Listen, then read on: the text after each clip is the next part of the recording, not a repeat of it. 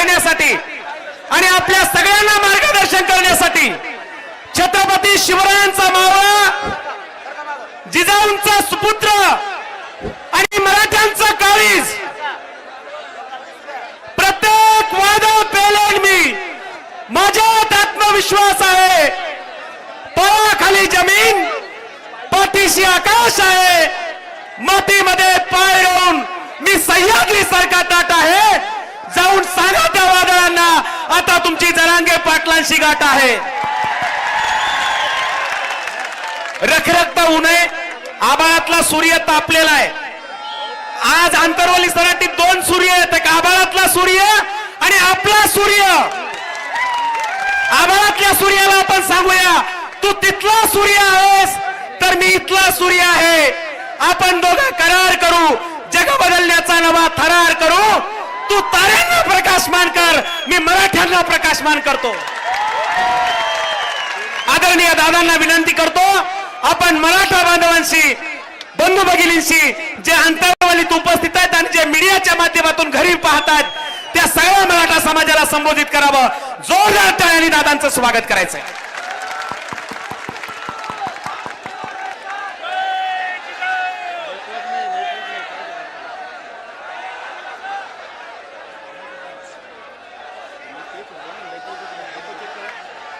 हिंदवी स्वराज्याचे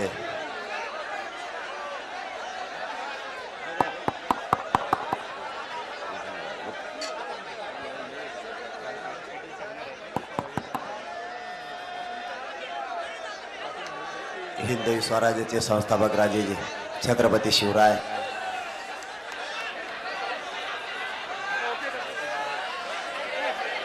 सर्वच महापुरुषांना माझा मानाचा मुजरा.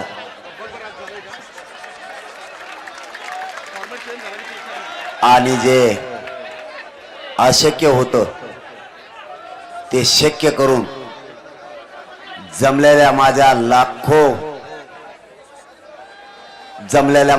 तमाम मराठा बांधवांना माझा मानाचा जयश्वर.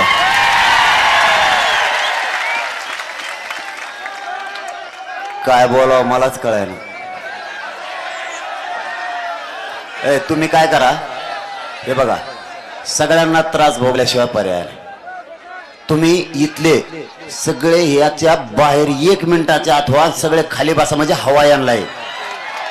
हे तुमचे भाऊ नाहीत का? इकडचे सगळे खाली बसा आणि अंतर ठेवून बसा, म्हणजे सगळ्याला हवा लागत. चला, इथले सगळे बाहेर व्हा, सगळे बाहेर व्हा. तुम्ही नसता मी त्या उन्हात ये ना, त्या टेम्पोवर जाऊन उभा राहील. सगळे खाली बसा. टोटल उभा राहिलेल्या बाजूच्या भावांना माझी विनंती आहे, तुम्ही खाली बसा म्हणजे हवा येईल आणि अंतर ठेवून बसा म्हणजे सगळ्याला हवा लागेल. सगळे बसा प्लीज, मी विनंती केली तुम्हाला, तुम्ही सगळे खाली बसा चारही बाजूचे, म्हणजे आतल्या लोकांना हवा येईल. आणि अंतर ठेवून बसा म्हणजे कोणाला चक्कर येणार नाही. पटापट खाली बसा. अरे इथं काय होतं तुम्हाला याच्यावर बसून? 3दा सांगितलं तुम्हाला. काय व्यासपीठावर हे कूलर चालू नाहीत का? आणि मग कशाला आणले ते?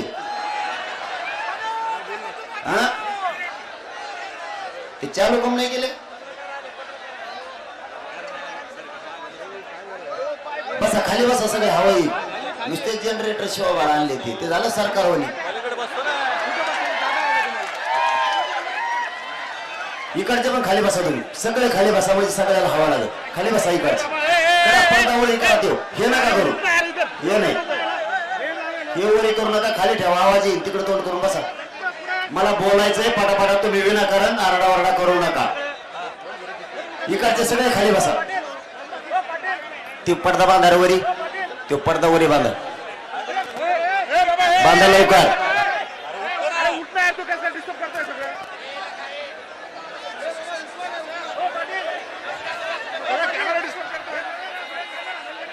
काय झालं?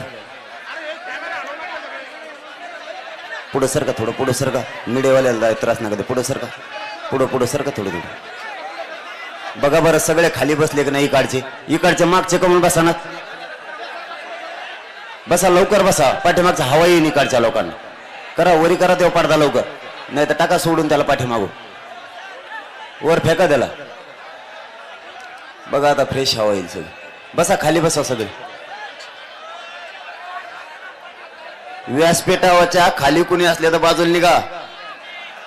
माया वाजेल व्यासपीठ पडन बर का.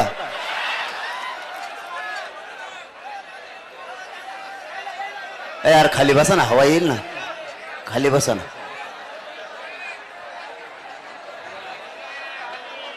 खाली बसताय ना तर बाहेरून जा.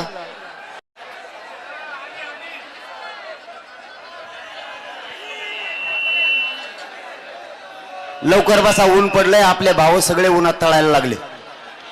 सावलीला बसणाऱ्यांना त्रास नाही होणार.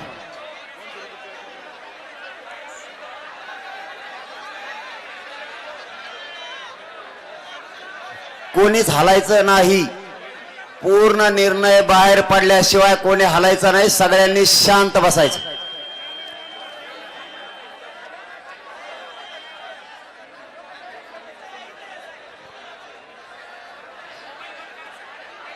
मोबाईलचे नेट बंद करा थोडा वेळ.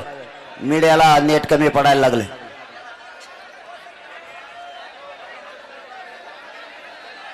करायची का सुरुवात? तुम्ही आरडा बंद करा नाही काढचे.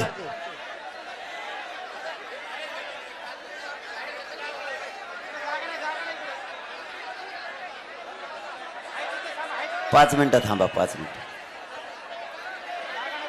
खाली बसा. हवा यायला लागली बर का. खाली बसल्यामुळे हवा यायला लागली. आता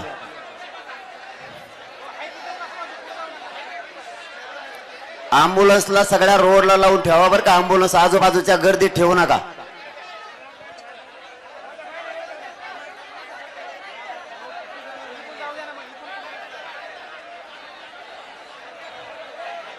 महिलाला रस्ता दे.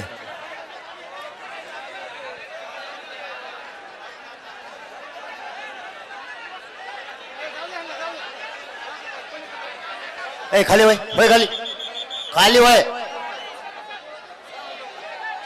सगळ्या सारखाच नियम आहे इथं. खाली वय खाली. तिथं ढुंगून खरकून करू. चल उतर खाली. खाली उतर. खाली वय. अरे तुला मराठी कळते का?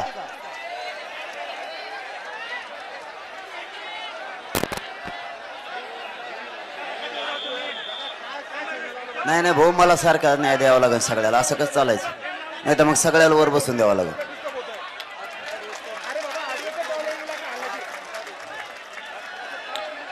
बसा लवकर. उन्हातल्या लोकांचा विचार करा तुम्ही. उगारडा करू नका.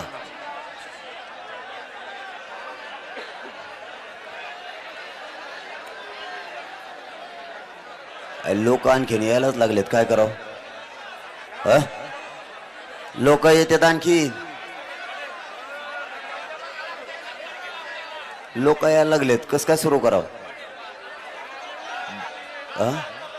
ते बघा सारखे लाईन सुरू.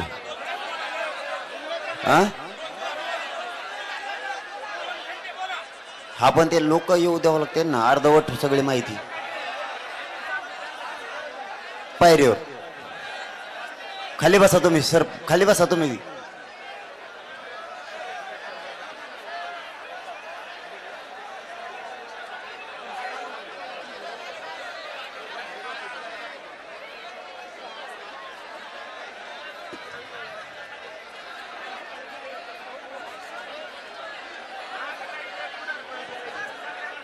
तुम्हाला काही अडचण आहे का? खाली बसायला काही अडचण आहे का? लोकांना हवा लागू द्यायचं नाही असं ठरवलं का तुम्ही? मग खालीच बसा म्हणत होता. आता कसं काय बसले?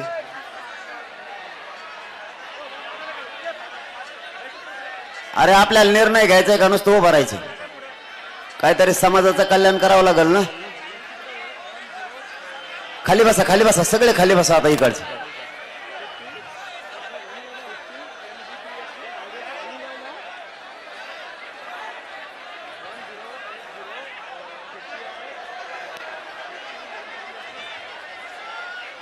फक्त अंतर ठेवून सगळे खाली बसा. आवाज जातो का सगळ्याला? वर माईक लावलेले आहेत कवरी. सगळ्याला आवाज येतोय का? पलीकडे बांधावर उभा राहिलेले आवाज येतोय का?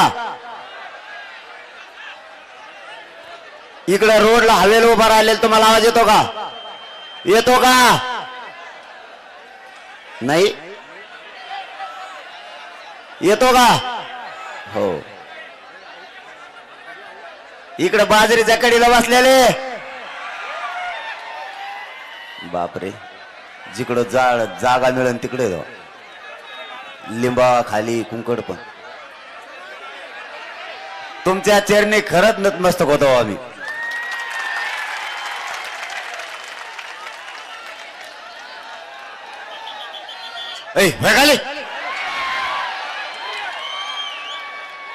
याशी बुळबुळे मराठ्याचं पोरायचं सगळं दिलं सोडून आणि त्या मंडपावरच बसला वर जाऊ. याच तर टेन्शन आलंय त्यांना. मग खाली बसा ना, खाली बसा ना, इकडच्या खाली बसा ना. हवा येईल हो, हवा येईल. सगळे उभा राहिले सगळे खाली बसा तुम्ही प्लीज. सगळे ऐका, मधल्या भावांना आपल्या हवा येईल.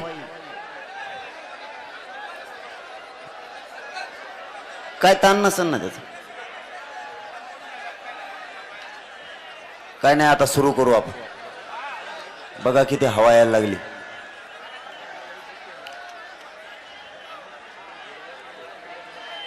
इकडचे तुम्ही सगळे खाली बसता का? हा, जागा नसली तर माग सरका, सरका माग. चला सरका माग तुम्ही. चला चला, ते मागचे लोक बंबलेत मला. जागेवर खाली बसले ना तुम्हालाच हवा लागणार आहे. सरका सरका प्लीज, सरका माग, सरका बस, सरका. लागू द्या लोकांना हवा. खाली बसून तर बघ ते बोंबलत आहेत मागून. मी नाही बोंबलत, मी आधी तुम्हाला माग सरका बी नाही म्हणलो. यार सरकार माग तुम्ही.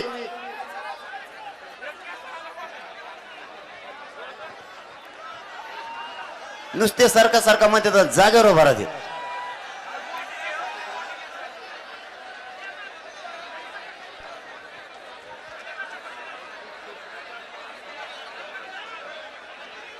उभा राहिलेले सगळे एकदा खाली बसा आणि सगळे शांत बसा. सुरू करायचंय मला.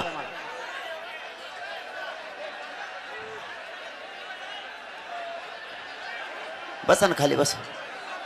आपल्या लोकांना सांगायची वेळ आली म्हणल्यावर तर मला लय वाईट वाटतं. तो तर काय, तुला तर मराठी कळतच नाही वाटतं, मला हिंदी येत नाही.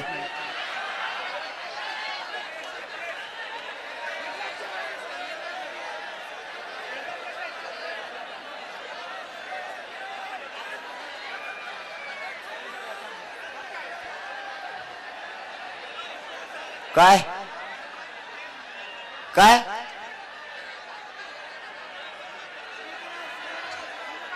मीडियाला दाखवा म्हणायचं? बर बर बर, सांगतो सांगतो सांगतो. तुम्हाला काय रुमालाही करायचे का? हो, त्यांना रुमालाही करायचे. मीडियाच्या बांधवाला मला जनतेने विनंती केली, सगळी जनता बांधापासून सगळे दाखवा असं म्हणणं आहे त्यांचं. 2-4 मिनिटं ते असेच हा रुमाला फिरवत राहणार आहेत. सगळ्या कॅमेरामॅनला एक 5 मिनिटासाठी विनंती आहे. सगळेजण अरे हवा लागा लागले यार. सरकारला उडीवता काय मग तुम्ही आता?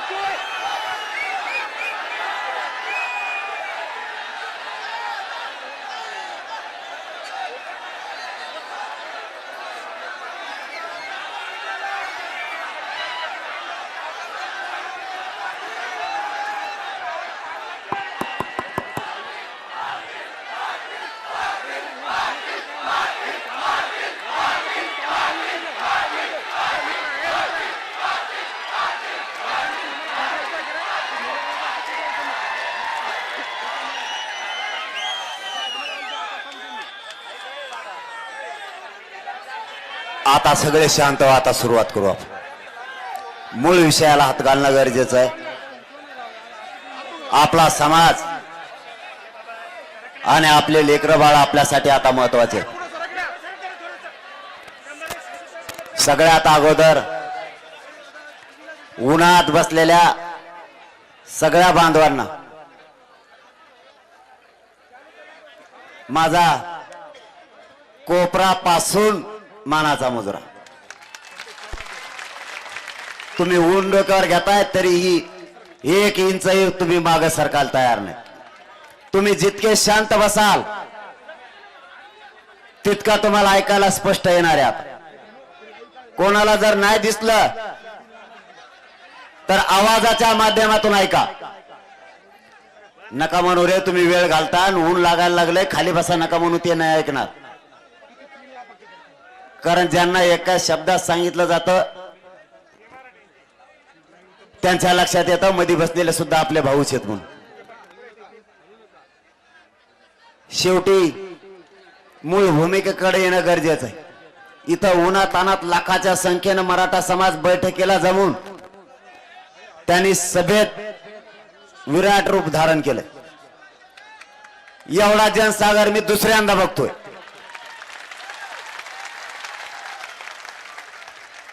बंद करा रे तुमचं. परत तुम्ही म्हणता खवळतो. तुमचा आरडा बंद करून टाका.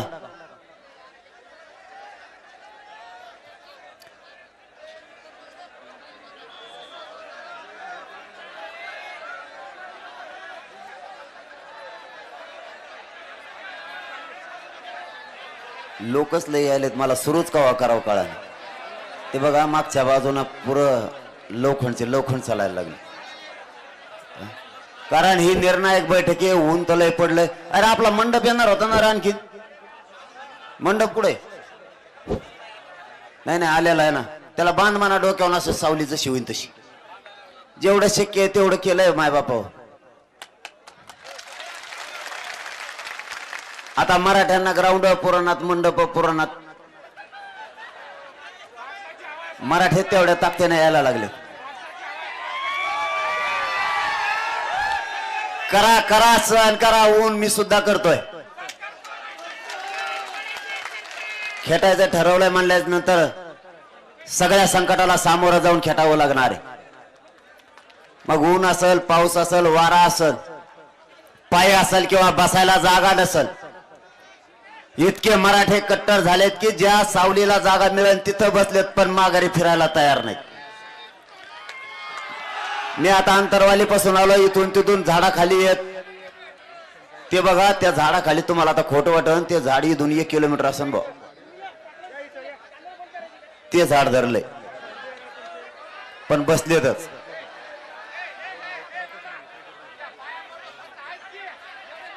आरडा करायला तयार तुम्ही कामा धामाचा.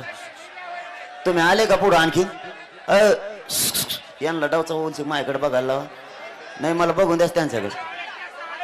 सरका माग तुम्ही सगळे काळे पाटील सगळे माग सरका. तुम्ही गावकरी माग होत असतात आणि पाहुण्याला जागा देत असतात. गावकरी सगळे माग व्हा. चल हो माग. तिथं काय बोलबोल करतो रे. हो सगळे गावकरी माग व्हा. आपले उन्हात जा गावकरी. येऊ दे त्या बाहेरच्या लोकांना. चला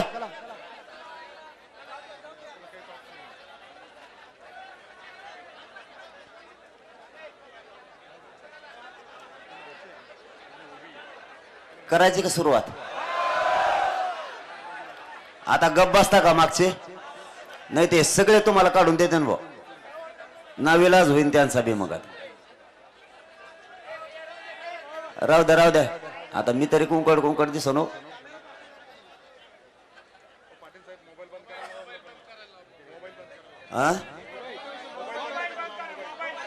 मोबाईलचा डाटा बंद करता का. यांना नेट कमी पडायला लागले.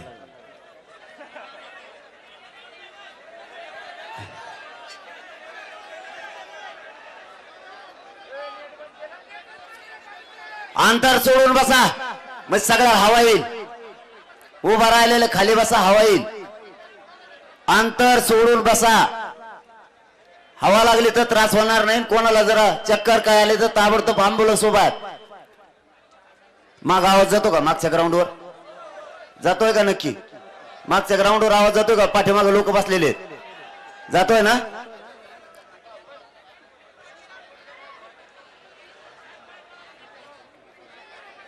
आपल्याला अरे हे मला बोलायला लागलं घे मागून बोलत त्या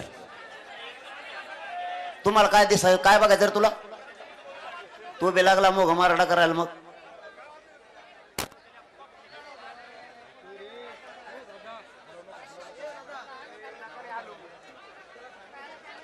मागच्याकडे बघाव का गड्या माग जास्त आहे म्हणून आरडा जास्त असतो काय फक्त माग आवाज जातोय का मला सांग जातोय का आता मी सुरुवात करतोय सगळे शांत बसा नसता इतक्या उन्हात येऊन काय उपयोग नाही होणार सरकारची इच्छा पुरी करायला नाही आलो आपण इथं आपल्या लेकरांच्या इच्छा पुऱ्या करायला इथं आलोय गोंधळ गडबड करून तुम्ही त्यांची इच्छा पूर्ण करू नका त्यांना हेच पाहिजे आपण आरडाओरडा करून आपल्याला ठरलेली दिशा नाही कळाली पाहिजे आपण गाफील राहिलं पाहिजे ही सरकारची भूमिका आहे आपल्याला जागा नाही मिळाली ज्या जागेवर मिळेल तिथं उभा राहा माय बापाओ फक्त अंतर ठेवून उभा राहा म्हणजे सगळ्या हवा लागल 75 वर्षे यांच्याच आपण इच्छा पूर्ण केल्या आता नाही होऊ द्यायच्या मराठ्यांनी चाणक्य बुद्धीचा वापर करायचा आपला समाज आणि आपले लेकरं मोठे कसे होतील यासाठी संघर्ष सुरू केलाय त्याला यशाकडे नेण्यासाठी तुम्ही सगळ्यांना साथ द्यायची काहीही झालं लेकरापेक्षा मोठा कोणी नाही हे मानून चला ज्यांना मोठं केलं ते आपल्या मुलांच्या मुंडक्यावरती पाय द्यायला निघालेत किती संधी द्यायला पाहिजे सगळ्या संध्या सरकारला दिल्या शेवटी मराठ्यांचा नाविलाज झालाय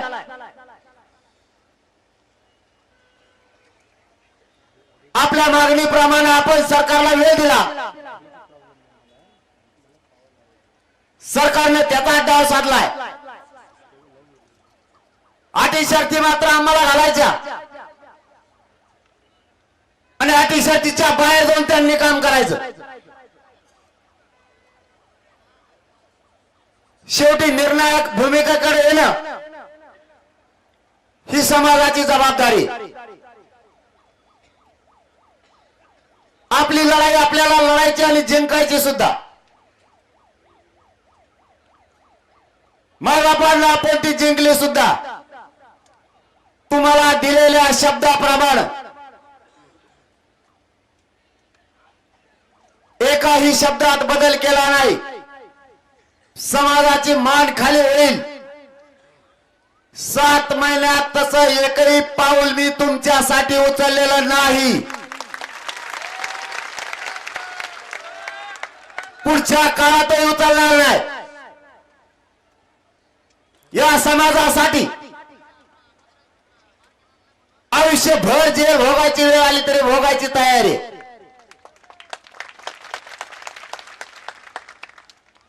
यांनी किती डाव टाकले तरी नाही यशस्वी होऊ द्यायचे आपल्याला या आंदोलनातून आतापर्यंत काय मिळालं मराठ्यांच्या एकजुटीमुळे 57 लाख नोंदी मिळाल्या अंदाजे 1.25 करोड मराठ्यांनी आरक्षण घेतलं असेल असा अंदाज आहे पण सरकारने याच्यातही डाव साधलाय ही सभा नाही भाषण करायला काय मिळालं नाही आणि आता काय करायचं एवढ्यावरची बैठक आहे सरकारने ज्या नोंदी मिळाल्यात मुंबईला अधिसूचना काढली त्याच्यानंतर त्या बंद केल्या होत्या परिवारानं अर्ज दाखल केले सरकारनं थांबून धरल्यात असा प्रत्येक गावातून तालुक्यातून आपल्यापर्यंत निरोप आहे. सरकारची ही दुसरी चूक. आपल्या नोंदी आणि परिवारानं दिलेले अर्ज थांबवून धरले. सरकारनं दुसरं काम केलं.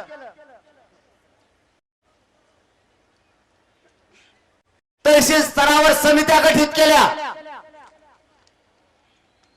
व त्या समित्यांनी किती काम केलं हे एकाही गावातल्या लोकांना किंवा तालुक्यातल्या लोकांना माहित नाही. तहसीलदार यांच्या अध्यक्षतेखाली त्या समित्या गठीत केल्या. लोकांना विश्वासात घेऊन काम केलं जात नाही. मराठ्यांना वेड्यात काढण्यासाठी फक्त त्या समित्या स्थापन केल्यात. रेकॉर्ड तपासलेला नाही. सरकारने गुन्हे मागे घेऊ म्हणले तेही केलं आहे. उलट आज गावागावात गृहमंत्र्यांनी सांगून गोरगरीब मराठ्यांच्या पोरांच्या अंगावर केसेस करायला सुरुवात केली. का? तर मराठ्यांनी आंदोलनापासून लांब जावं म्हणून. फडणवीस साहेब जर तुम्हाला अंतरवालीकडे दिसत असलं थोडं वळून बघा. तुम्ही जितके गुन्हे दाखल केले तितक्या ताकदीने मराठा समाज उसळून निघालाय.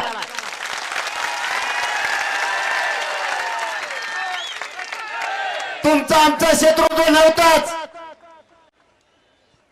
असण्याचं कारणही नाही. तुम्ही सत्तेचा गैरवापर सुरू केला आणि गोरगरिबांचे पोरं गुतवायला सुरुवात केली आणि मराठ्यात नाराजीची लाट उसळली. 5 महिन्यापूर्वी 4 महिन्यापूर्वी आपण केलेले आंदोलन त्याचे गुन्हे आत्ता दाखल करायला सुरुवात केली. मग त्यावेळेस का तुम्ही झोपले होते का? त्याच वेळेस तुम्ही ते गुन्हे दाखल करायला पाहिजे होते. आता करणं म्हणजे तुम्ही हा बलाढ्य राज्यात असणारा मराठा समाज याच्यावरती दहशत आणि दडपशाही निर्माण करायचं काम करायला लागले. आतापर्यंत इतिहास चालून बघा. मराठ्यांना दडपण्याची शक्ती या देशात आणि जगात कोणाचाच नाही.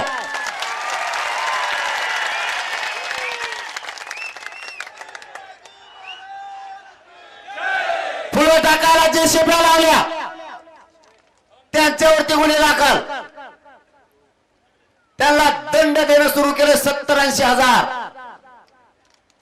तुम्हाला जर त्यांचा टॅक्स भरलेला वसूल करायचा होता तर तुम्ही अगोदरच्या सालात झोपले होते का? बीडचा एक मुस्लिम बांधव मुद्दा म्हणून सांगण्यासारखं म्हणून सांगतोय. त्यांनी क्रेन दिलं होतं, क्रेन हारासाठी. त्याच्यावर ते गुन्हा दाखल करून दंड केला. त्यांनी सांगितलं दुप्पट होऊन देव मैं हटूंगत नाही. फडणवीस साहब सब बिगड़ गए तुम्हारे ऊपर.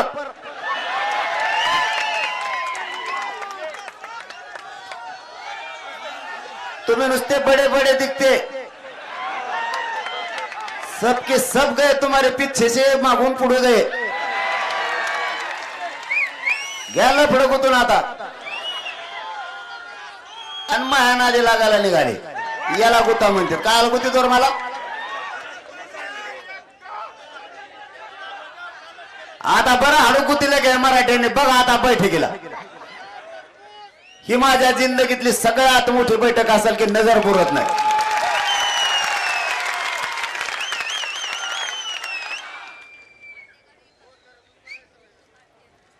ज्या पोरांनी ट्रॅक्टर लावले त्यावर गुन्हे, बँड वाजवण्यावर सुद्धा गुन्हे.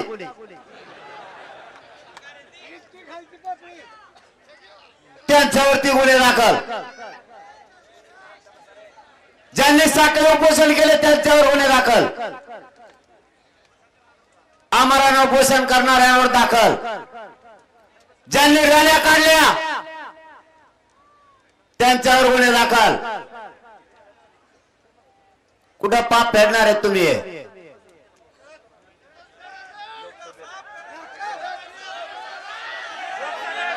एवढी समाजाची नाराजी अंगावर ओढून घेण्याची मुख्यमंत्री साहेबांनी, फडणवीस साहेबांना काहीच गरज नव्हती, काहीच गरज नव्हती. या समाजानं पिढ्यानं पिढ्या तुमच्या अंगावरती गुलाल टाकलाय. सगळ्या पक्षातले मराठी स्वतःच्या लेकरासाठी एकत्र आले, मग तो विरोधी असो किंवा सत्ताधारी असो.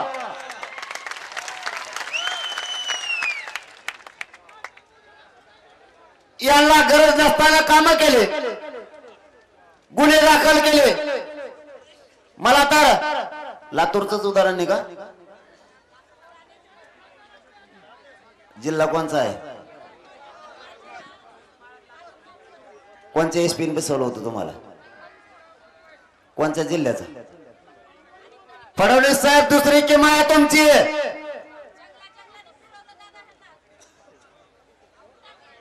महिलांना तुमचे यवतमाळचे एसपी साहेब सुद्धा बसून ठेवायला लागलेत. आंतरवालीच्या बैठकीला जाऊ नका, मराठी नाही थांबणार, तुम्हाला घरी बसवतील. आता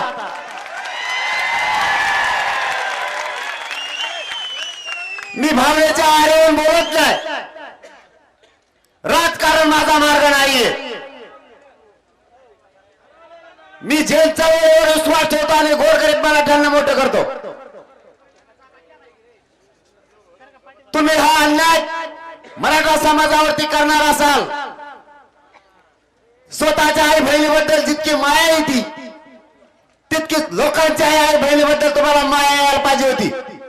त्या एसपीने बसून ठेवलंच का? तुम्ही अन्याय करणार, मराठा नाही सहन करू शकत. तुम्ही गुन्हे दाखल केले, मराठा तितक्या ताकदीने उसळलाय. आणि मराठ्यांनाही सांगतो, आता आंतरवालीत जमलेल्या माझ्या लाखो मराठ्यांना आणि महाराष्ट्रातल्या करोडो मराठ्यांना काय खून नाही केले आपण. त्यांना जर खोटे गुन्हे दाखल करायचे असले तर लेकरासाठी अंगावर घ्या, भेऊ नका कोणी. मी पण यासाठी अंगावर घेतली, काही करू द्या, मी नाही हटत. आपण हटू नका, आता नाही हटायचं. आपल्याला मुख्य दिशा ठरवायची. तुम्हाला वाटत असेल कवाची घेतो पण तिकडं,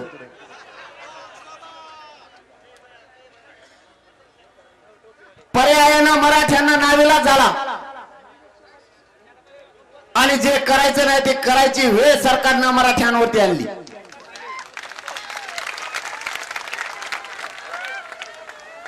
आपल्याला आपल्या भूमिकेवरती ठाम व्हावं लागणार आहे. विषय आपल्याला बदलून चालणार नाही. सरकारला आपण सांगितलं होतं, कालही फडणवीस साहेबांनी दिल्लीत पत्रकार परिषद घेतली आणि सांगितलं काय माहितीये का, आम्ही सगळे गुन्हे मागे घेणार आहेत, पण सध्या आचारसंहिता आहे. आणि मागच्या 7 महिन्यात काय होतं? मागच्या 7 महिन्यात सगळं बोगद मोकळच होतं. तेव्हा तुम्ही होते कुठं? किती येळात काढावं, समाजाचा किती वापर करावा, समाजाला किती अडचणीत आणायचं. मराठ्यांविषयी मुख्यमंत्र्यांचा आणि गृहमंत्र्यांचा किती द्वेष असावा. मुख्यमंत्र्यांना कमी माया नाही केली आम्ही. तुम्ही कोणत्या पक्षातून कुंकड गेले आम्हाला नाही देणं घेणं, परंतु सगळ्यांना आशा होती शिंदे साहेबच करू शकते. तुम्ही सुद्धा आमच्या विरोधात विधान भवनात गरज ओकली आणि करेक्ट कार्यक्रम म्हणून करू म्हणून सांगितलं. शिंदे साहेबांवरती या मराठा समाजाने खूप प्रेम केलाय. तुम्ही विनाकारण मराठ्यांच्या नजरेतून शिंदे साहेब उतरायला लागले. काही गरज नसताना तुम्ही मराठ्यांची लाट अंगावरती घेतली. मी माझ्या मराठा समाजाला सांगायचो, आरक्षण देतील तर शिंदे साहेबच. माझ्या मराठ्यांनी विश्वास ठेवला होता. सगळ्या सोयऱ्यांची अंमलबजावणी करायला आचारसंहितेच्या अगोदर कॅबिनेट तुम्ही घेतली, तिच्या ताई नाही केलं. फडणवीस साहेबांनी सुद्धा सांगितलं होतं की होईल, आम्ही बसतोय. आचारसंहिता लागली पण ती कॅबिनेट अशीच वायाला गेली. कुणी मिठाचा खडा टाकला माहित नाही, तीही होऊ दिली नाही. तुम्हाला शेवटचं सांगतो, आरक्षणातलं ताकद आहे. उन्हात तळतोय तळा. मी 7 महिन्यापासून उन्हातच तळतोय. आपली एक वाशिमची मुलगी आहे, मला मेसेज दाखवलाय. तिची 21वी रँक आली होती. ती कुठेतरी मंडल अधिकारी किंवा नायब तहसीलदार झाली असती. तिच्या नशिबानं दुसऱ्या दिवशी तिला प्रमाणपत्र मिळालं कुणबीचं. ते लेकरू 21व्या रँक वरून डायरेक्ट 2 रँकला आली आणि IAS दर्जाची अधिकारी बनली. आणखी 2 वर्षात बघा, वर्ष ते 2च वर्षात राज्यासह देशात सगळ्यात जास्त मराठ्यांचा टक्का असणाऱ्या नोकरीत. म्हणून लेकरं मोठे करा, त्यांना आयुष्याचं आरक्षण मिळवून द्या. आपण शेतात रोज घाम घालतोय लेकरं मोठं होण्यासाठी. ऊन वारा पाऊस आपल्याला काय नाही करत. आपल्याला उन्हात उभा करणाऱ्यांना तुमचे लेकरं सावलीत जाऊ द्या आणि तुम्ही ज्यांना सावलीत बसवलं त्यांना उन्हात आता आणा.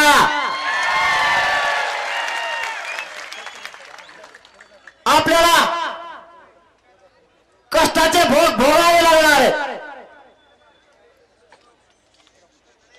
चिखल माती आपल्याला तोडावे लागणार आहे. सगळं अन्याय सहन करावा लागणार आहे, तरच आपले लेकरं मोठे होणार आहे.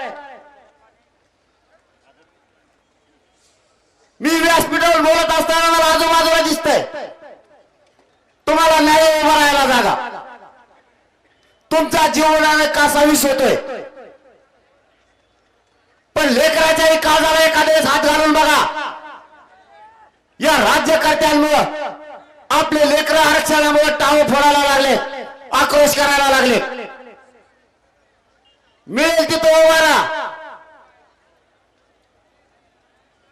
जागा पूर्ण फुल झाली, पण पर्यायी आपल्या पुढे काही नाही. सरकारला धोरणावर आणायचं असेल तर सगळी शक्तीचा वापर आपल्याला आता करावा लागणार आहे. आपण काय नाही करून आपल्यावर गुन्हे, गोरगरिबांचे लेकरं गुंतवायला लागलेत आणि फडणवीस साहेबांनी 10% आरक्षण दिलं. जे आरक्षणाचा उपयोग या नोकर भरतीत करता येत नाही. माईक बंद पडला काय? आवाज येत नाही?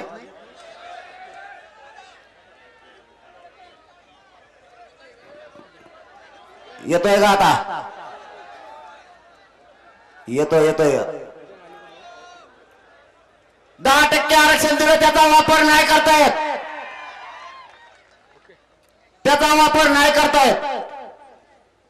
कालच पोरांनी सांगितलं त्या भरतीत वापर नाही करतायत.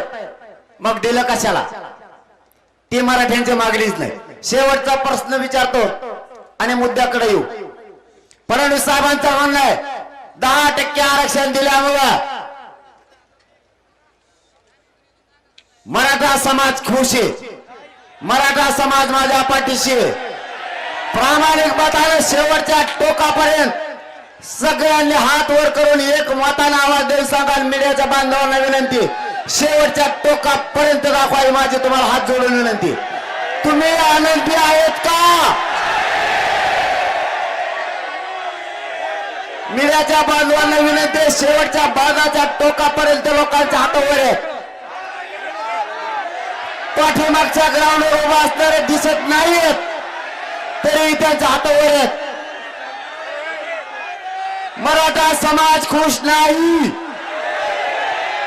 आम्हाला 10% आरक्षण नकोय आणि ते द्यायचंच असेल तर 50%च्या आत घ्या. ओबीसी आरक्षणात घ्या तरच मराठा घेतो, नाही तर नाही घेत. सगळ्या सोयऱ्यांची अंमलबजावणी केल्याच्या नंतर ती टिकवण्याची जबाबदारी सुद्धा सरकारचीच आहे. सगळ्या सोयऱ्यांचा शब्द घेताना सरकारनं जेच पाठवले होते न्यायाधीश, त्यांनी काढलेला हा शब्द आहे. मराठ्यांनो लक्षात ठेवा, हा शब्द न्यायाधीशांनी काढलेला हा शब्द आहे. सगळे सोयऱ्यांच्या माध्यमातून नोंदी नसलेल्या माणसाला नोंदी मिळालेल्या मराठ्यांच्या नोंदीच्या आधारावरच सगळ्या सोयऱ्यांना द्यायचं. व्याख्या आपल्या व्याख्यासह घ्यायचं ठरलेलं आहे. आपली व्याख्या आणखीन त्यांनी घेतलेली नाही. त्यांच्याच व्याख्येप्रमाणे ते चालतायत. तज्ञ पण होते, अभ्यासक पण होते. आता सगळ्या सोयऱ्यांची अंमलबजावणी आचारसंहितेपर्यंत होत नाही हे गावखेड्यातल्या पासून माझ्या अडाणी मराठा बांधवांना सुद्धा कळतंय. आता तुम्ही देणारच नाहीत, मग आता कायद्याने खेटायचं तुम्ही आम्हाला ठरवलंय. तुम्ही करायला तर आमच्यावरती गुन्हे, म्हणून मराठ्यांनी ठरवलं आता कायद्यानेच खेटायचं. आता सरळ माझं तुम्हाला एक म्हणणं आव्हान आहे. राजकारण माझा मार्ग नाही, मला राजकारणाकडे ओढू नका. एक अगोदर पूर्ण ऐका, माईक तुमच्याकडे सुद्धा येणार आहे. मला माझ्या गोरगरीब मराठ्यांचे लेकर मोठे करायचे.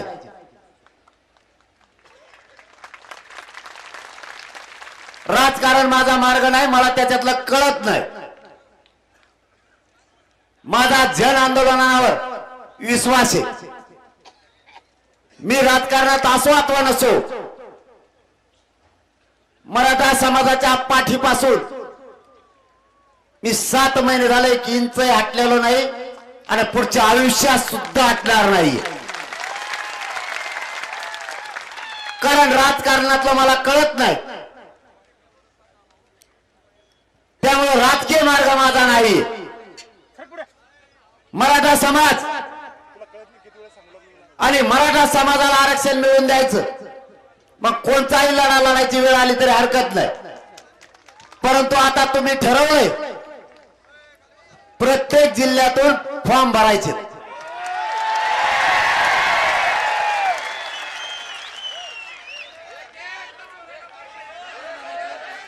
आता त्याचे परिणाम एक 10 मिनिटं शांत चित्ताने ऐका. माईक तुमच्याकडे सुद्धा येणार आहे. सगळ्यांनी ठरवलंय, मी नाही, मला माहित नाही, हा निर्णय माझा नाही.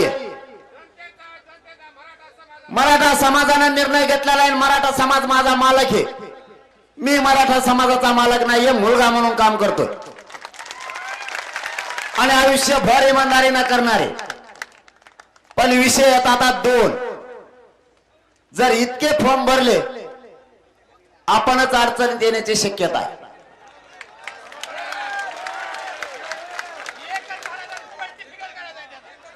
आता राजकारण माझा मार्ग नाही, पुढेही मी राजकारणाकडे येणार नाही. मी माझ्या शब्दावर ठाम राहणारे. पण काय निर्णय घ्यायचा तुम्हाला याच बैठकीत घ्यायचा. याच्यात 2 मार्ग आहेत. राजकारण आपल्याला नको करायचं असं माझं म्हणणं आहे. मग तुमच्या पुढे 2 पर्याय आहेत. मी राजकारणाकडे येणार नाही, मला त्याच्यात ओढू सुद्धा नका. तुमच्या लेकराला आरक्षण कसं द्यायचं ते मी बघतो. माझ्यावर मुलगा म्हणून विश्वास ठेवा. मी कुणाला फुटत आणि फिटत आणि मॅनेजर फिनेज होत नसतो. मला राजकारणाकडे ओढू नका. मला राजकारण करायचं पण नाही. पण तुम्हाला काही निर्णय जर घ्यायचा असला तर दोन प्रकारचा घ्यावा असं मी फक्त तुम्हाला सुचवतोय. आपल्याला या लोकसभा हा खूप समुद्रासारखा विषय, हा लहान विषय नाही. गांभीर्याने विचार करा, हुशारीने विचार करा. भावनिक होऊन पाऊल उचलून समाजाचे हार होता कामा नये. तुम्हाला जो निर्णय घ्यायचा तो घ्या. मी काही म्हणणार नाही. फक्त तुम्हाला 4 शब्द सांगण्याचा माझ्या ज्ञानाप्रमाणे मी प्रयत्न करतो. मराठा समाजाला मी 7 महिन्यात हारू दिलेलं नाही. खांद्यावरती जी जबाबदारी पेलली ती तुमच्या कुटुंबातला लेकरू म्हणूनच पेलली, पार पाडली. 7 महिन्यात एकदाही समाजाचे हार होऊ दिलेले नाही. या भावनिक होण्याच्या नादात लोकसभेचा विषय हा समुद्रासारखा बलाढ्य विषय. हा जिल्हा खूप मोठा आहे. प्रत्येक वेळ किती कमी आहे किती जास्त आहे ते तुम्ही ठरवा. आणि आपला विषय लोकसभेत नाहीये. आपला विषय राज्यसभेत, राज्य सरकारमध्ये. आपल्या राज्याच्या धर्तीवरती आपला विषय. मराठा आणि कुणबी एक आहे हे देण्याचं काम सरकारच्या हातात आहे, राज्याच्या. आणि आपल्याला मराठा आणि कुणबी एक आहे कोण देत नाही तर राज्य सरकार. मग जर इथं आपल्याला देणारेच देणार नसतील तर तुम्ही देणारे बनू शकता. केंद्रात आपला विषय माझ्या मताने नाही. जर 10% आरक्षण आपल्याला घ्यायचं असतं, शांत चित्त नाही करायचं, 10 मिनिटात तुमच्या लक्षात येईल मी परत तुमच्याच जागेवर येणार आहे. तुम्ही म्हणता तेच मग काही आहे का? पण मला तुम्हाला जे सांगायचं ते सांगू द्या. तुम्ही शांत चित्ताने ते ऐका म्हणजे तुमच्याही लक्षात येईल. कित्येक तरी खासदार गेले. आताची पोझिशन अशी 48 नाही 45 नाही, कमीत कमी 17 ते 18 मतदारसंघावरती मराठ्यांचं वर्चस्व आहे. 100% हे खरं आहे. इथं कोणाचा कार्यक्रम होऊ शकतो.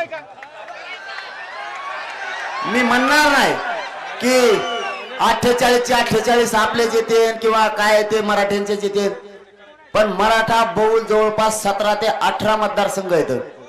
तिथं कोणीच निवडून येऊ शकत नाही. जर मराठ्यांनी तो निर्णय घेतला तर बाकीच्यांचे बांधव सुद्धा आपल्या सोबत आहे. मुस्लिम बांधव, दलित बांधव सुद्धा सोबत राहणार आहे तुमच्या. नुसत्या मराठ्यांच्या जोरावरच 17-18 निघू शकते. पण तिथं मी काय सांगतो ते ऐका. आपला विषय केंद्रात नाहीये, आपला विषय राज्यात. आपल्यावर गुन्हे कोण दाखल करतंय? राज्य सरकार. आरक्षण कोण देणार? राज्य सरकार. मतदान आपण केलं, दादागिरी आपल्याला तो दाखवतो. मीडिया किंवा अनेकांना सगळ्यांना त्रास देण्याचं काम कोण करतं? राज्य सरकार. आणि मग आपलं खरं लफडं तिथं आहे. आपलं लफडं कुठं आहे? राज्य सरकार. आपण आता कुठे उभा आहेत? बाहेरच्या मंडपच्या बाहेरचे. आणि मग त्यांना तिथं उन्हात उभा करू शकता तुम्ही. निर्णय देणारे तुम्हाला जर बनायचा असेल तर आपला विषय राज्यात आहे. आणि समीकरण त्यावेळेस जुळू शकतं. त्यावेळेचं समीकरण जुळू शकतं. कारण त्यावेळेस जर यांनी आचारसंहिता संपल्याबरोबर आपल्याला सगळ्या सोयऱ्यांची अंमलबजावणी नाही दिली, मराठा आणि कुणबी एकच आहे, ह्यो नवीन कायदा जर पारित नाही केला, आपली खरी मागणी काय आहे? मराठा आणि कुणबी एक आहे. यांनी काय सांगितलं? सगळ्या सोयऱ्यांचे देतो. आता दोन्ही आपल्या संघच आहेत आजपासून. मराठा आणि कुणबी एक आहे, चालती हो जी आर काढ्यो. तुम्ही बदललं नाही, बदलू नाही का? तुम्हाला बदलायला चालतं. मराठा आणि कुणबी एक आहे हे शब्द ध्यानात राहू द्या. गिरीश महाजन साहेब आंतरवालीला आले होते, ध्यानात असू द्या. त्यांनी सांगितलं होतं तुमच्या मागणीप्रमाणे जर आरक्षण द्यायचं असलं 1 महिन्याचा वेळ द्यावा लागल आणि कायदा मराठा आणि कुणबी एक याचा कायदा पारित करण्यासाठी आधार लागतो. त्यावेळेस नोंदी होत्या 32 लाख, आता त्या झाल्या 57 लाख. एखादा कायदा पारित करायला 57 लाख नोंदीचा म्हणजे मराठा आणि कुणबी एकच आहे. विदर्भातले मराठे कुणबी, उर्वरित महाराष्ट्रातला मराठा जर कुणबी करायचा असला तर नोंदी लागतील, आधार लागत. तर 57 लाख आधार मिळालाय. याच्यापेक्षा आधार पाहिजे काय? अँब्युलन्स बोलवा पाठीमाग व्यासपीठाचं. तुम्हाला याच्यासाठी सांगितलं मी, अंतर सोडा. 20 मिनिटात उरकितोय मी. मूळ तुमच्याच विषयात, पण तुम्ही अंतर सोडा ना. एकमेकाच्या मध्ये हवा येऊ द्या ना. खाली बसा ना. खाली बसले तर पाठीमागच्याला हवा येते, समजून घ्या. आणखीन तरी समजून घ्या. मूळ विषयाकडे आपल्याला यायचंय. रुमालाची भावाला लागत. तुम्ही खाली बसा, ऐका. महत्वाच्या विषयाकडे आपण आता लोक उन्हतो बाय, बाकीच्यांना हवा येईल. कारण तुमच्या मनाप्रमाणेच करणार आहे मी सुद्धा. मी तरी कुठे तुमच्या शब्दाच्या पुढे जातो. आपला मराठा आणि कुणबी एकच असल्याला आधार पाहिजे होता, तो आधार मिळालाय. आता विषय मराठा आणि कुणबी एकच याचा कायदा पारित करा आणि सगळ्या सोयऱ्यांची सुद्धा अंमलबजावणी करा. म्हणजे कुणबी आणि मराठ्यातून कुणी राहिले तर सगळ्या सोयऱ्यातून येतील. हे दोनही विषय सोबत घेऊन चालायचं. आता तुम्हाला फरक सांगतोय. आपल्याला 2 पर्याय करायचे असतील तुम्हाला तर. लोकसभेचा विषय इतके फॉर्म भरून आपला समाज अडचणीत येऊ शकतो. ती किचकट प्रक्रिया आहे. कोणाचे फॉर्म उडतील, कोणाचे राहतील, जाणून बुजून सरकार उडवल, पुन्हा समाज अडचणीत येईल. आणि जर सगळे फॉर्म भरतच राहिला तर मतदान आपलं मत विखुरले जातील. आणि ज्याचं नाही साधायचं पुन्हा त्याच साधन.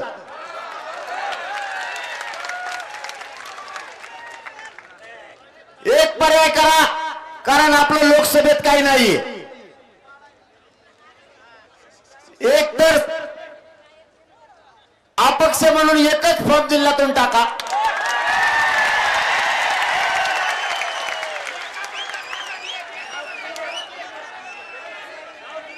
तो निर्णय तुम्ही घ्यायचा, मी घेणार नाही. कोण द्यायचा, काय करायचा, किंवा याला दुसरा पर्याय आणखीन एक. ही झाला एक पर्याय. याला आणखीन एक पर्याय. आपलं लोकसभे वाचून काय गुंतलं नाही, तिथं कोणी ऐकून घेत नाही. दुसरा पर्याय सांगतो, तिथं कोणी गेलीच नाही. खूप खासदार गेले आपले तिथं बोलून सुद्धा देत नाही. एक खासदार तर असा आहे, ते 2 वर्ष झटला पण मोदी साहेबांची त्याची भेटच नाही झाली. अर्ध देव बेजार होता देव. माझे एक भेट घडून द्या म्हणून. सत्य सांगतोय. आपलं आरक्षण तिथं नाही, लोकांचं म्हणणं आहे. लोकसभेत आपला आवाज गेला पाहिजे असं लोकांचं म्हणणं आहे. आपल्या तिथं आवाज जाऊन, माझं मत आहे, तुम्हाला एक पर्याय सांगितला तर दुसरा सांगतोय, तिथं आवाज जाऊन काही उपयोग नाही. घेण्या देण्याची आपली शक्ती वायाला जाईल आणि मराठ्यांचे हार होईल असं नको. मग याला एक दुसरा पर्याय आहे. तुम्हाला दोन्हीपैकी एक कोणता घ्यायचा आहे बघा. आपण अर्ज न भरता मराठा समाजानं कोणत्याही पक्षाचा असो त्याच्याकडून लिहून घ्यायचं, सगळ्या सोयऱ्यांच्या बद्दल अंमलबजावणीसाठी तू आवाज उठवणार का? त्याच्याकडून बॉन्डवर लिहून घ्यायचं आणि त्याला पाठिंबा द्यायचा. मग पक्ष कोणताही असो, आपल्याला पक्षाचा भेद नको, कारण आपल्याला डाग लागायचं काम नको. हे नकोच का? जाऊन द्या, काय मग टाका काढू, मग काढून टाका.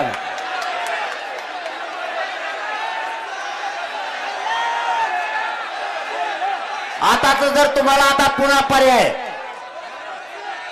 ऐका, आता शांत बस, ऐकलं, काढून टाकलं मी ते, पण ते योग्य होतं असं माझं म्हणणं का? कोणाच्या प्रचाराला जायचं नाही आपण. आजचा निर्णय आपला कोणता आहे माहिती आहे का? कोणाच्याही सभेला जायचं नाही.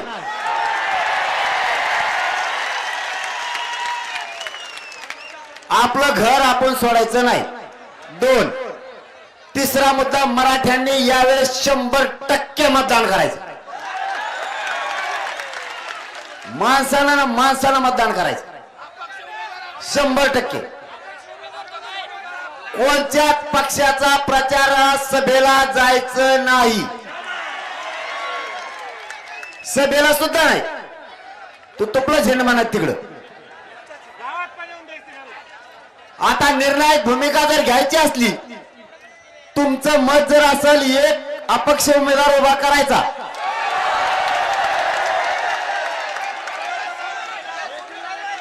आणि मराठ्यांची शक्ती दाखवायची, तर याच्यात एक बदल करावा लागणार आहे. निर्णय नीट ऐका काय सांगतोय, ताबडतोब शांत होत जा. जर तुम्हाला या भूमिकेवर यायचं असलं तर मी राजकारणाकडे येणार नाही, पुन्हा सांगतो. कारण मला सगळ्या पक्षातल्या मराठ्यांची गरज आहे, शेतकरी मराठ्यांची गरज आहे, नोकरदार मराठ्यांची गरज आहे, व्यावसायिक मराठ्यांची गरज आहे. कारण सगळ्यांचे लेकर मोठे करायचे. माझ्या विडा मी उचललेला, मी त्याच्यावर ठाम राहणार आहे. मला राजकारणात फक्त ओढू नका. आता पर्याय ऐका, लवकर ऐका, उरले लागते. पर्याय असा आहे, तुम्हाला जर अपक्ष म्हणून उभा करायचेच असतील तर ते निर्णय आज घेता येणार नाही. नीट ऐका. ते कॅमेरे नका बघू वर, इकडचा घोळ होईल. काय ऐकायला मिळालं? वर काय हात करता? इकडे काय चाललं काय कळणार आहे? आज मग निर्णय घेता येणार नाही. तुम्हाला इथून गावाकडे जावं लागणार आहे. मी काय सांगतो नीट ऐका. गावातल्या सगळ्या मराठ्यांची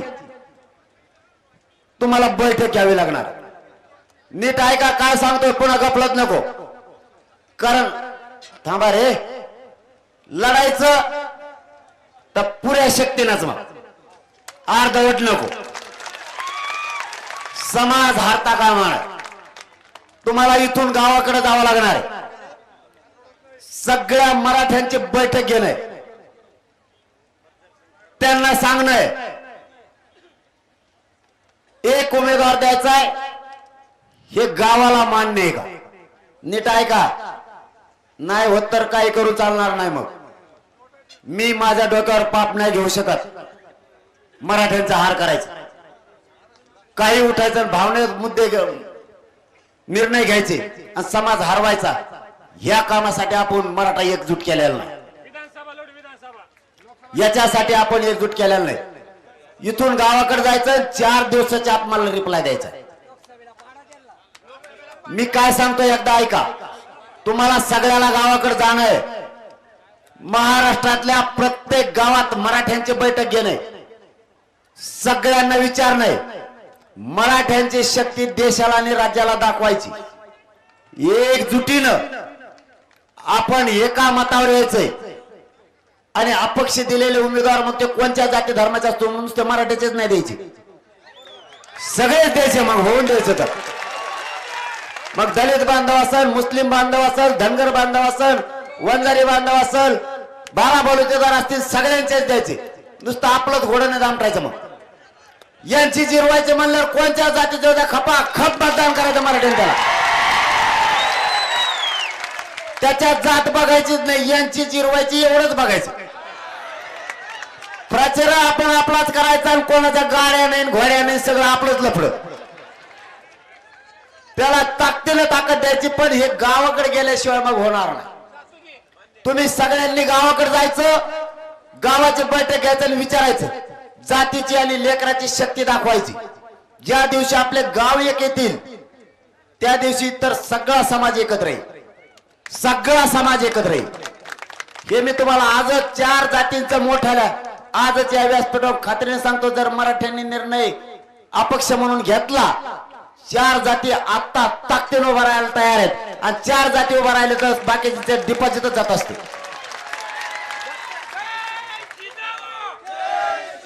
पण या निर्णयाकडे यायचं असेल तर तुम्हाला गावाकडे जावं लागणार. गावाच्या बैठका घेऊन समाजाला विश्वासात घ्यावा लागणार आहे. तुमच्या माझ्या जीवावर म्हणजे जर तुम्ही भावनिक काय करायला गेलात तर जात आतापर्यंत हरली नाही. आपल्यामुळं जातीच्या पाठीशी अपयश लागता कामा नये. मग ते निवडणूक सुद्धा नको, ती जळाली तर जळू द्या तिकडे ती. मग यांना हिसका दाखवायचा असेल तर विधानसभेला आपल्याला गणित जुळवता येते. ही बेस्ट पर्याय राहू शकतो. त्यापेक्षा लोकांच्या डोक्यावर हात ठेवायचा शिका. तू बॉन्ड लिहून दे, तू लेटर पॅडवर लिहून दे आणि आमचा मुद्दा मांड. अपक्ष करायचा असेल, कारण कोणत्या पक्षाचं नको. आपल्याला कोणाचा डाग लागता कामा नाही. ह्यो मागून होता आणि त्यो पुढून होता. कुणी म्हणता इकडून मागून होते, कुणी म्हणते पुढून होते, कोणी म्हणतं सत्ताधारी आपल्या पाठीशी, कोणी म्हणतं विरोधक आपल्या पाठीशी. आपला अपक्ष तुम्हाला उभा राहायचं असलं तर तुम्ही तुमचं ठरा, पण तुम्हाला गावाकडे जावं लागणार आहे. इथं निर्णय अशक्य. सगळ्या मायबापांना, आई बहिणींना आपल्या गावातल्या विश्वासात घेणं गरजेचं आहे. आपल्याला अपक्ष उभा राहायचंय. जिल्ह्यातून सगळे एकजुटीनं मला काय द्यायचंय ते तुम्हाला सांगतो. तुम्ही बैठक घेतली, कोणचा माणूस काय बोललाय हे मला तुम्ही त्याच्यावरती रजिस्टर घेऊन बसा समोर, गावाला घेऊन सगळ्या पक्षांचे मराठी बोलवा. त्याचं जे मत असेल ते लिहा. तो कोणत्याही पक्षाचा असो, त्याचं मत लिहा. वर शॉर्टकट फक्त एक मत किती झाले, कारण इतके अर्ज मला 4 दिवसात बघायचे तुमचे. 30 तारखेच्या आत हे सगळा प्रयोग करायचा. 30 तारखेच्या आत तुम्हाला वर टक्केवारी सुद्धा लिहायची. किती जणांचं मत हे लोकसभा लढली पाहिजे, किती जणांचं मत हे नको, आणि कोणाचं म्हणणं आहे, कोणाचं म्हणणं आहे नको आणि कोणाचं मत आहे हा.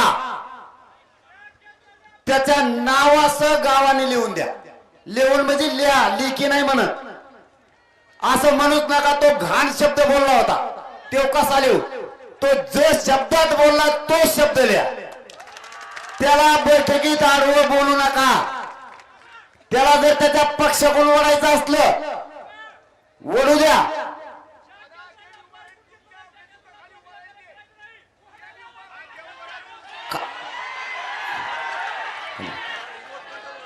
खाली स्पष्ट सांगतोय ते ऐका अगोदर, कारण लोक उडत चालतायत. ह्यो मराठ्यांच्या पोरांच्या इज्जतीचा प्रश्न आहे. भावनिक होऊन भावनेच्या आरे जाणं सोपं नाहीये. फक्त आता लक्षात ठेवा, जर मराठ्यांना अपक्ष म्हणून लढायचं असलंच तर सगळ्यांनी आपल्या गावाकडे जाऊन गावकऱ्यांच्या बैठका याला पूर्व तयारी म्हणतात. बाकीच्यांचे सर्वे झालेले आहेत, बाकीच्यांच्या चर्चा झालेल्या आहेत. आपला अचानक निर्णय आहे. आपला समाज हारला नाही पाहिजे. त्यामुळं सांगतो थांबाव. तुम्ही अगोदर ऐका, लोकांची गफलत होईल. मी सांगितलंय तुम्हाला, माईक देणारे तिकडं गफलत करू नका लोकांची. लोकांच्या डोक्यात जर नाही बसलं तर लोक भावनेच्या आहारी येऊन काही करत असतात. आणि भावनेच्या आहारी येणं ही निवडणूक की भावनेच्या आहारी येण्याचा विषय नाहीये. निवडणूक हा विषय वेगळा आणि आरक्षण हा विषय वेगळा. 30 तारखेच्या आत आपण आपल्या गावात जाऊन बैठका घेऊन मराठा समाजानं निवडणूक कशी लढायची, आपण सगळे एकत्र राहायचंय.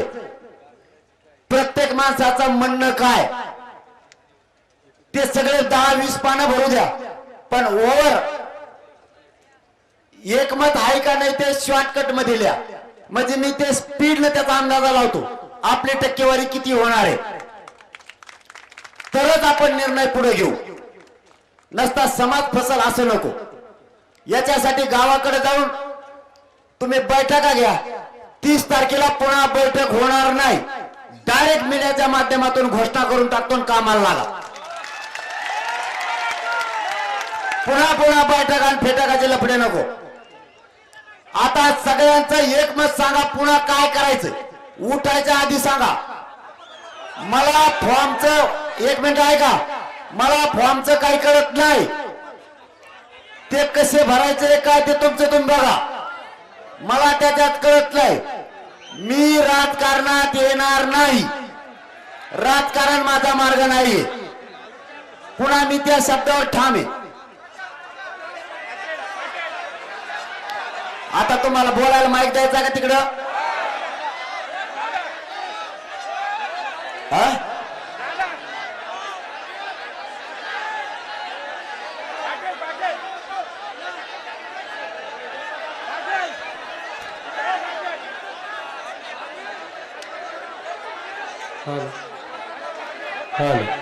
माझं तर मतच आहे स्पष्ट. आपण लोकसभेच्या नादी न लागता विधानसभेला कार्यक्रम याला दाखवा.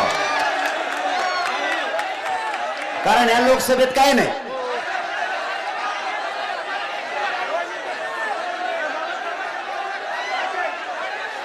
इतके एकदा बोलायला लागलं काय करणार आहे.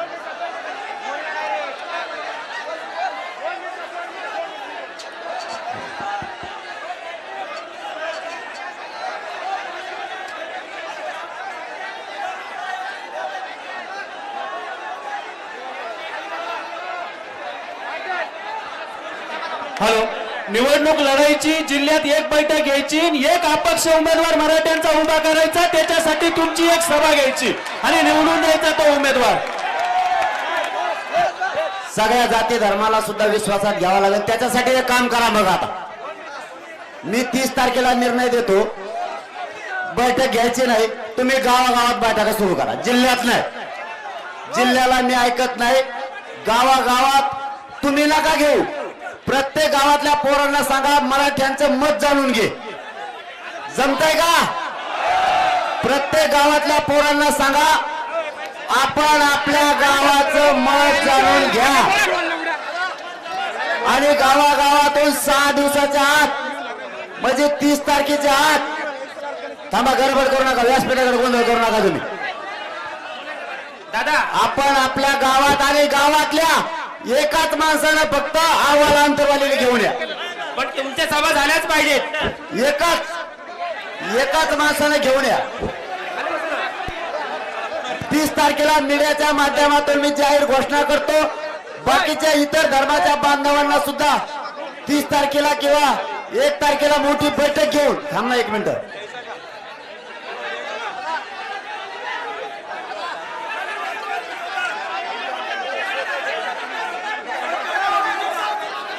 नाही तसला नसतं माझ्याकडे. सरकार फिरकार नाही. मी ना सरकारच्या विरोधात आहे ना विरोधी पक्षांच्या. काय करायचं आता? तुम्हालाच राज्यकर्ते व्हायचं म्हणल्यावर कोणाच्या विरोधात? काय विरोधातच आहे ना. मग लोक आपण मला विधानसभा लढू.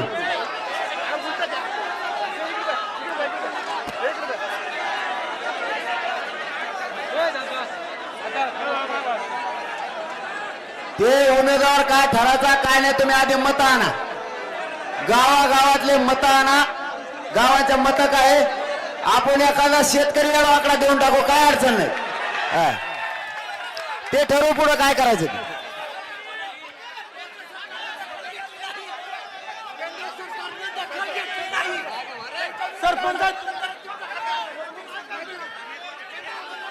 नाही, मी नाही राजकारणाकडे येणार. मी माझ्या मतावर ठाम आहे. हा, मी राजकारणाकडे येणार नाही. उभा राहणार नाही. गोरगरिबांचे हो द्या. मग आता काय करता शेतकरी गोंधळ करायले.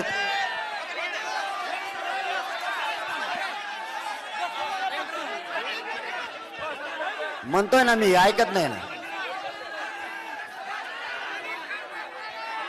आपल्याला 30 तारखेला मतं येतील, 30 तारखेला ठरू. अरे बाबा 30 तारखेला मतं येतील त्यावेळेस ठरू.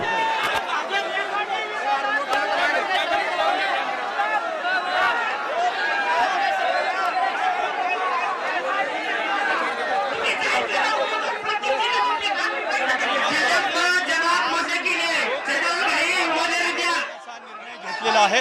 हा निर्णय झाल्यानंतर आपण बघू शकता की ज्या ठिकाणी बैठक होती त्या ठिकाणी लोकांनी प्रचंड मोठा गराडा घातलेला आहे.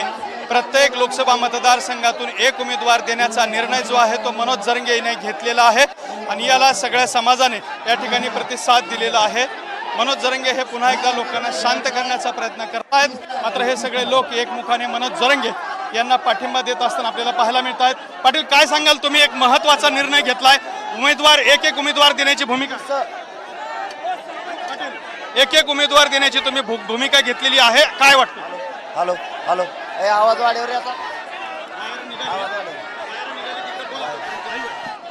उमेदवार देण्याची भूमिका आहे तुमची, काय सांगाल? नाही नाही,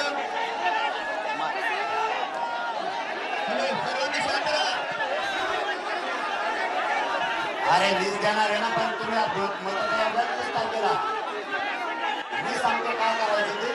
तुम्ही फक्त आता सगळेजण कामाला लागा. तुम्ही आता सगळेजण वापस फिरा. 30 तारखेला तुम्हाला काही सांगायचं असलं ना, इकडे कमी होत्या. ज्या तुम्हाला मला काही सांगायचं ना,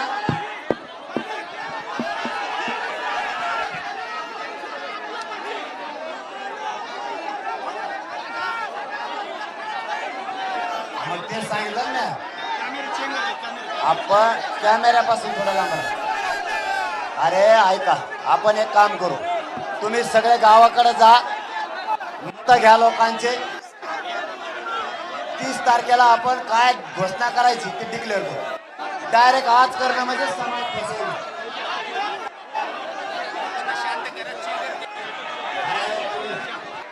तुम्ही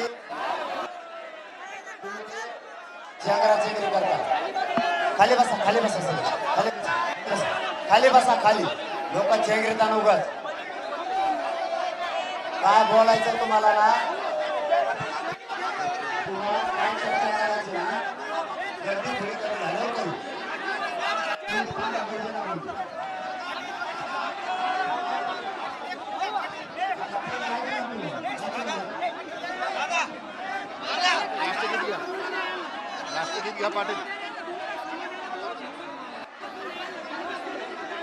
खाली बसून या, आपण चर्चा करू. आणखी सुद्धा शांत बसा तुम्ही.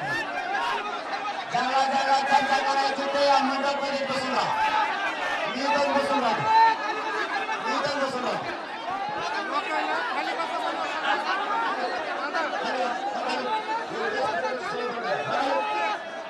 मीडियाची बांधव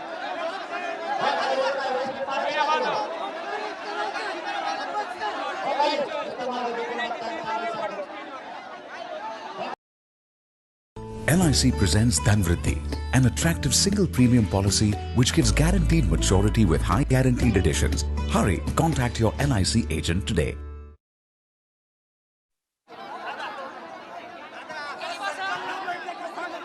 आपण अगोदर आता राष्ट्रगीत घेऊन शांत उभा असेल आणि जागा खाली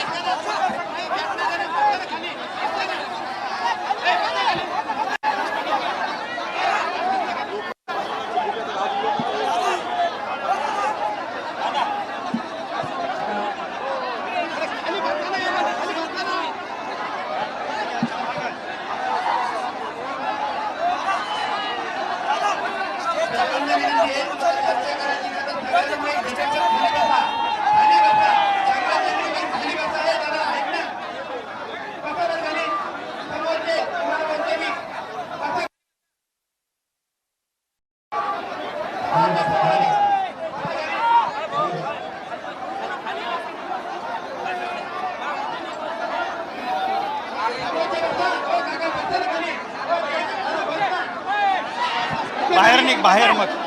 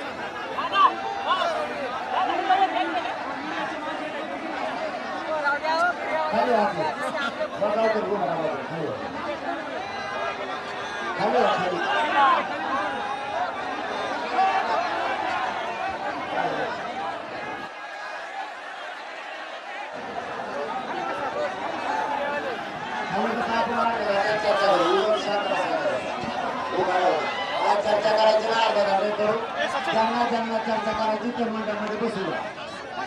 मी इथं राहणार, मी कुठे जाणार? शांत खाली बसून राहा. मला बोलायचं अजिबात नाही करायचं. सगळं शांत झालं तर सगळे जण बोल. सगळं शांत करायचं, आपण सगळे जण बोल.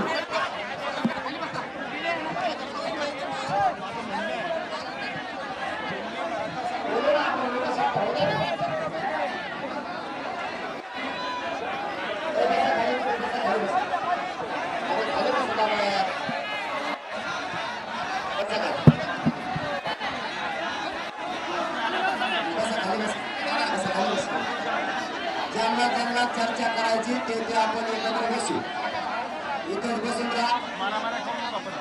एक अर्धा घंटा जाऊ द्या, सगळं शांत होईल.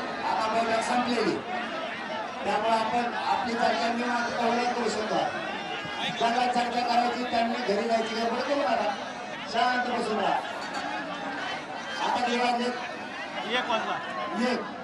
आपण 3 वाजता आपली चर्चा सुरू करू. ज्यांना माझ्याशी शेअर करायचं त्यांनी. कोणाला पाणी पिणी पिवण्याचा त्यांनी व्यासपीठावर बसू. 3 वाजता आपली चर्चा पुन्हा सुरू करू. त्यामुळे व्यासपीठाकडे कोणी फोटो काढायला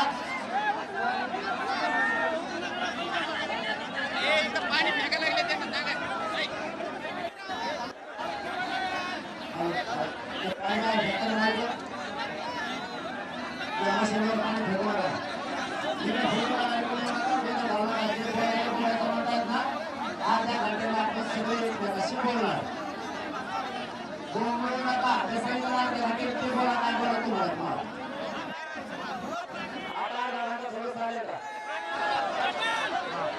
अर्धा घंटा सायलेंट राहा. अर्धा घंटा सायलेंट राहा.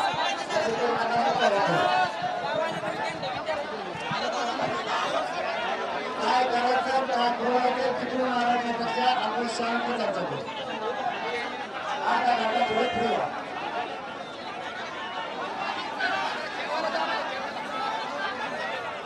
जेवण झाले अर्ध्या घंट्यात सगळेजण जेवण करून आपल्याला चर्चा करा. चर्चेचा जेव्हा करायचा तेव्हा जायचं नाही. चला जेवायला.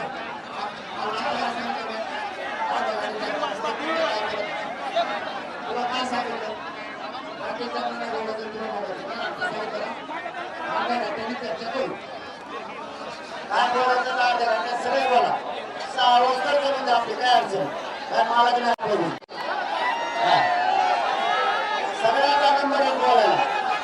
कधी त्याचा पण करू नका. पाटील बैठ. मनोज जरंगे पाटील आपल्या सोबत आहेत. पाटील, तुम्ही राजकीय भूमिका जाहीर केलेली आहे, समाजावरती सोडला राजकीय भूमिकेचा भाग. तुम्ही त्यांना सांगितलं की तुम्ही ठरवा उमेदवार कसे द्यायचे आणि आपण 30 तारखेला निर्णय घेऊ. काय भूमिका आहे? नाही, मी पुन्हा तेच सांगतो, राजकारण माझा मार्ग नाहीये. फक्त मराठा समाज लय मोठे फॉर्म भरणार होता, ते अडचणीचं झालं असतं, तेवढं त्यांना फक्त समजून सांगितलं.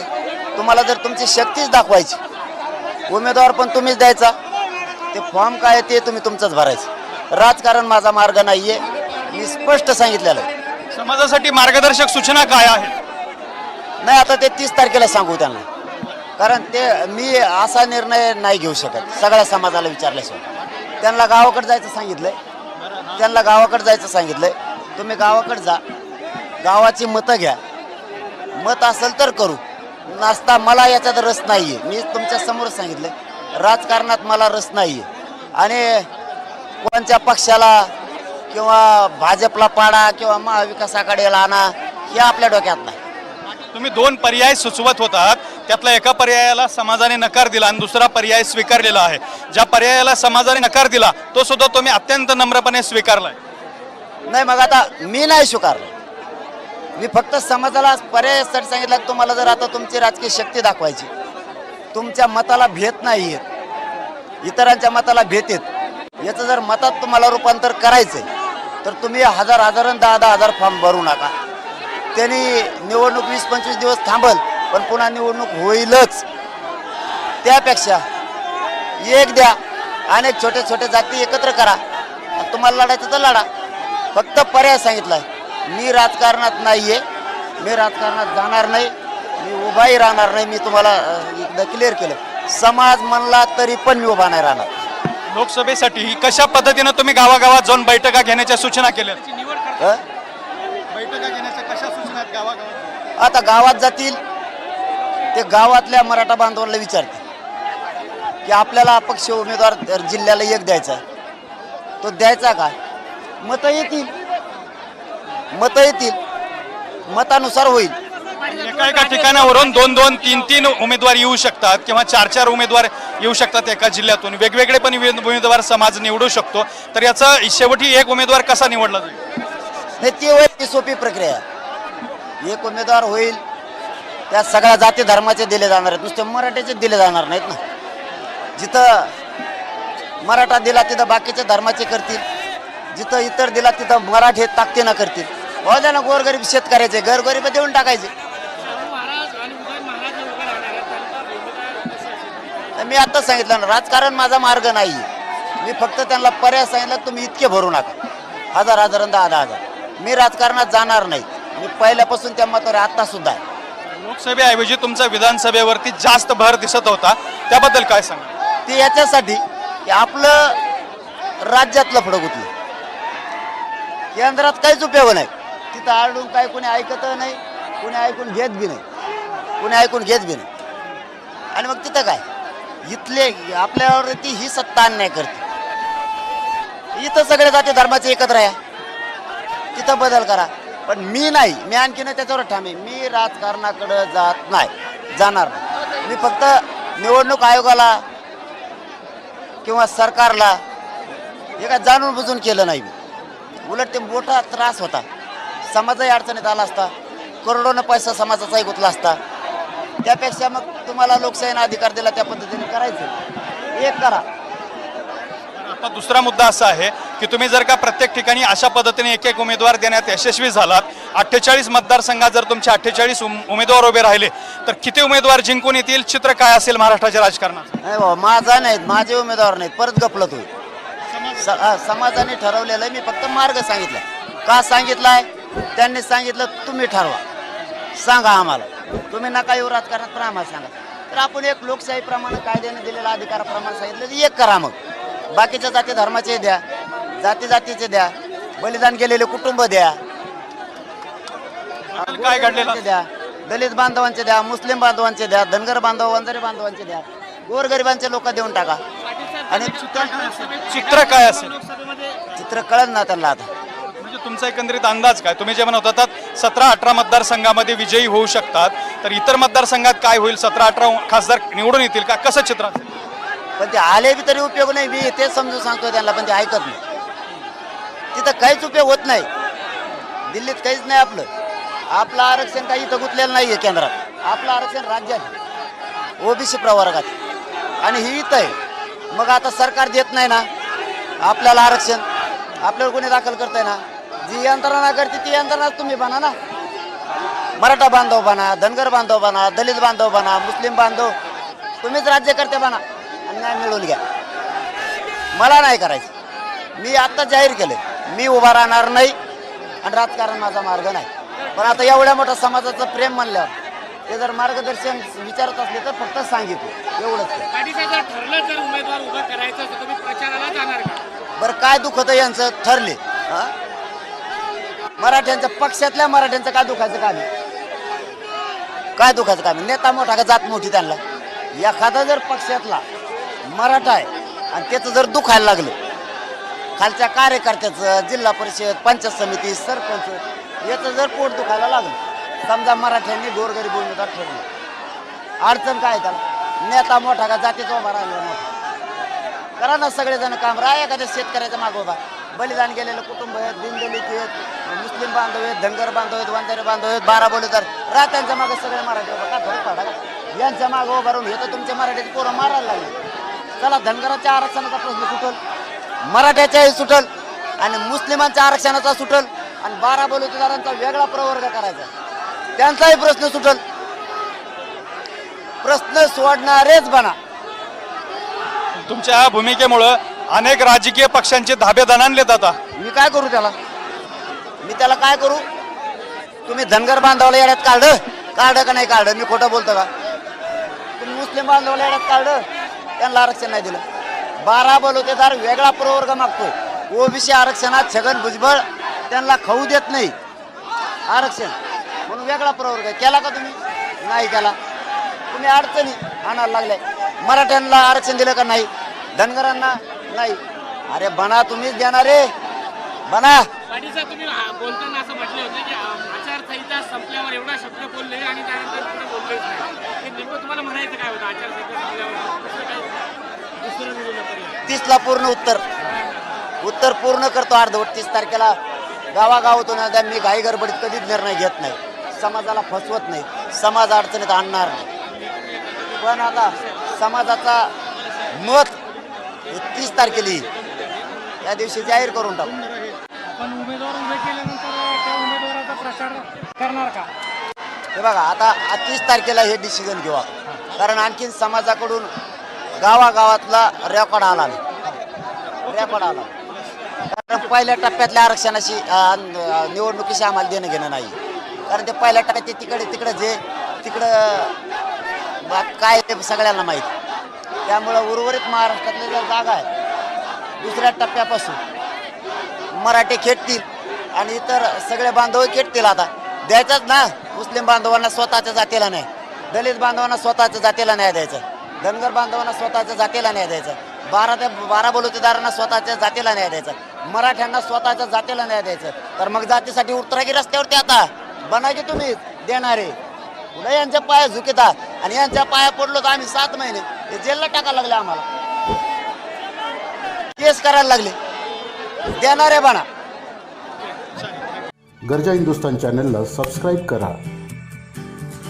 आणि ताज्या घडामोडी जाणून घेण्यासाठी बेल आयकॉनवर प्रेस करा.